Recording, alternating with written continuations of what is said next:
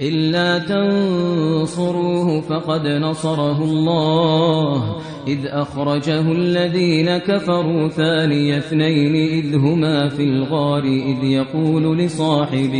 إذ يقول لصاحبه لا تحزن إن الله معنا فأنزل الله سكينته عليه وأيده بجنود لم تروها وجعل كلمة الذين كفروا السفلى وكلمة الله هي العليا والله عزيز حكيم انفروا خفافا وثقالا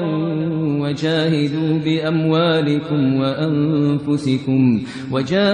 بأموالكم وأنفسكم في سبيل الله ذلكم خير لكم إن كنتم تعلمون